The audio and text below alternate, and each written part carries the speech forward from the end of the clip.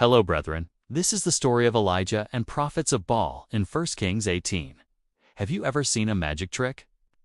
You know, one of those where the magician pulls a rabbit out of his hat, or perhaps makes an entire deck of cards disappear. Well, today's showdown between Elijah and the prophets of Baal was like watching the ultimate magic trick. Except this time, there's no smoke and mirrors, just fire from heaven itself. Elijah, the prophet, was fed up with the people of Israel worshiping the false god Baal. So he called out the 450 prophets of Baal on top of Mount Carmel for the ultimate showdown. If Baal was the true God, then he should be able to answer by fire, right? And so 2 altars were built, 2 sacrifices were prepared, and it was decided that the God who answers by fire is the real God. But first, the prophets of Baal got their chance. For hours they cried out to their God, begging him to send fire. They cut themselves and pleaded for mercy.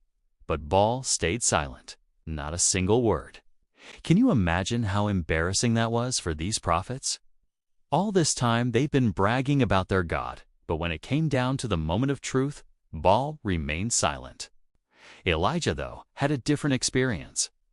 After the prophets of Baal failed, Elijah stepped up to the altar that was made for God, and in a simple, powerful prayer, he asked God to send fire. And whoa, bam, fire from heaven answered his prayer. It consumed the sacrifice, the wood, the stones, even the water. Nothing could withstand the power of the one true God. As the people watched in amazement, they fell on their faces and shouted, "The Lord, He is God! The Lord, He is God!"